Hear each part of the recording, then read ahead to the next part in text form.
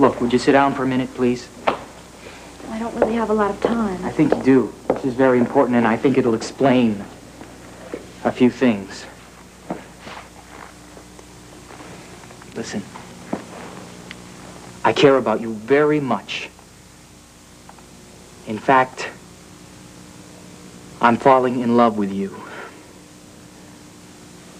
Is that your explanation? No. When we first started going out, I thought you were just another girl that I was attracted to. I thought we could have some fun together. But then I realized that you might be the most important girl in the world to me. And I felt very uncomfortable about lying to you. Lying? Lying by leaving out some details. The fact is, Cass, I'm not exactly...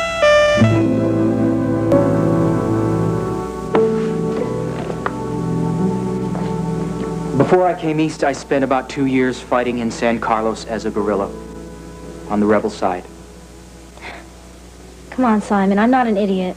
Neither am I. You? But why'd you go to that country? You're American. I'm also a human being. And, well, I used to be, anyway, until I found out what war was really like. You mean you just took off and signed up? No. I had a roommate in school. He was from San Carlos. His name was Juan. We'd sit up late at night and we'd discuss the injustice of Guerrero and his army, and we talked ourselves into joining up. This is really true. I mean, you were really in battles. I was in more battles than I wanted to be in. Anyway, I was wounded over there, and I was smuggled out of San Carlos into the United States. Juan wasn't so lucky. He died? Yeah. Sorry. I saw a lot of men die. I still see men die. In the middle of the night, I wake up and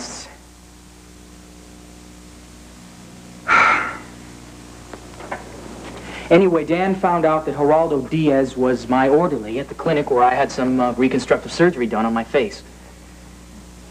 You mean this isn't your real face? Well, most of it is. They did a real good job. Dan talked to me on the phone, and he said some things that made me realize I had to talk to him. If I didn't talk to him, he was going to spill my life story in the paper. And if that happened, I'd be in danger, and you'd be in danger, or anybody that I hung around with would be in danger. Well, I hope he agreed. He did.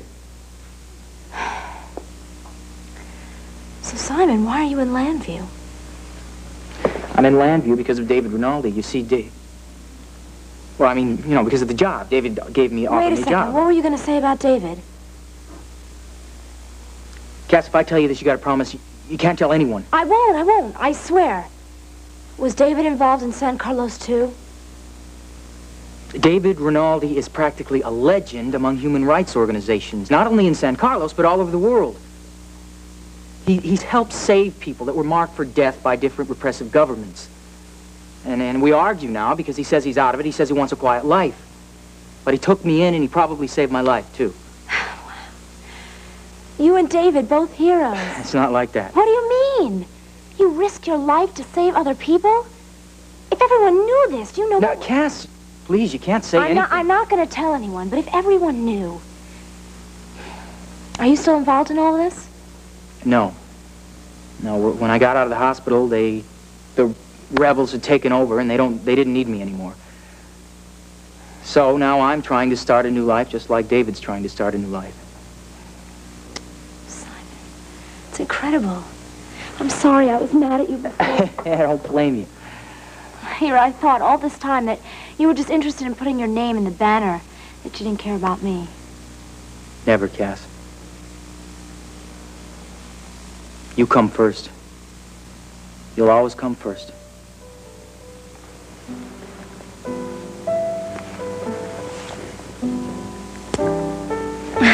I really have to get going. Can't you cut school today? No, I can't. Oh, imagine you, a rifle in your hand, fighting in the jungle. When you make it sound like something out of a bad novel. We were just people. No, you weren't. You're a lot different than regular people. Most people wouldn't do things like that. I'll call you tomorrow, okay? I'll call you tonight, I mean. Well, aren't you going to come over? Well, I can't. I have to study for a test. Oh. Maybe I'll see you tonight or tomorrow. Okay.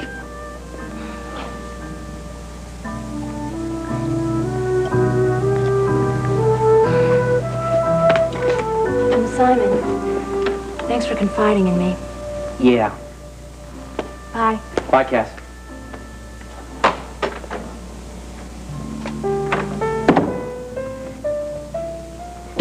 Can't figure out how this piano got amongst my things in the ambassador basement.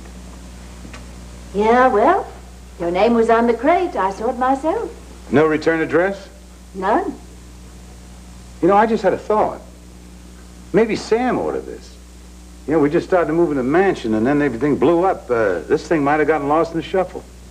That could be. We'll ask Sam about that sometime. It could even have been Mimi. Mimi? On one of those nights when you were promising her the moon and the stars. No, honey, no Mimi. She's just like furs and jewels. Piano playing was for you. Anyway, honey, I enjoyed a little chat. I better be going. Oh, listen, if you will fill me in on the details, I'll be happy to speak to both for you. Well, I'll tell you, it's best you stay out of it unless you get them riled at you, too. What are you going to do? Well, I'm going to plead my case to Viki and Clint, and like I told you before, they ain't going to believe me. Take both sides. Well, I wish you good luck, partner. I'm on your side. You know that. See you later at the house. Oh, I'm going to tell you something. I'm going to guarantee it. That she's going to change your mind when you put that gloss on after you're through. Understand me? Bye. Does he mean That man. That man doesn't know Lucy when she makes up her mind to something. She never changes it. No, but he's going to find out. Lucy's going to win that prize she set out for 30 years ago. Why don't you write that one up while I phone this into Briggs, right?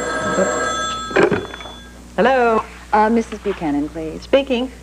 Oh, Mrs. Buchanan, this is Suzanne Allardyce. Do you remember me? Mrs. Allardyce? Yes, of course I do. I wanted to thank you for the way that you handled that article about me. You're entirely welcome. But that was quite a while ago. Did you only just see a copy? No, that's not really why I am calling. I was thinking of taking a trip to Landview this afternoon. Really? Yes, and I'd like to see you. It won't take much of your time. Do you suppose you could fit me in sometime early this evening? Well, certainly. That wouldn't be a problem. About 7 o'clock? Yes, that's fine. Was there anything in particular you wanted to speak to me about? Yes, there is, but I'll explain it to you when I see you. Thank you very much. Goodbye. Goodbye.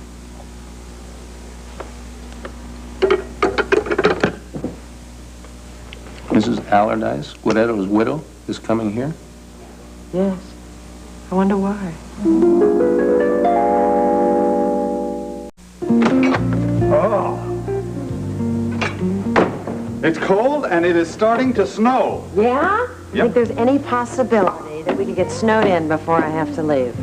Do you think there's any possibility you can get somebody at the hospital to take your place? Regina said she tried every available nurse. You know, I would complain about your dedication to pediatrics, except I admire it too much. Oh, well. Woo! That's hot. It just came off the stove.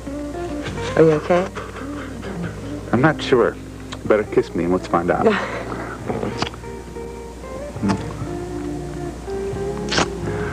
Well, I'm still not sure. We better keep trying.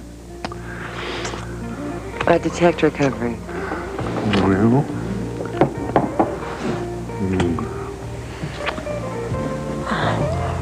Dad. Don't talk.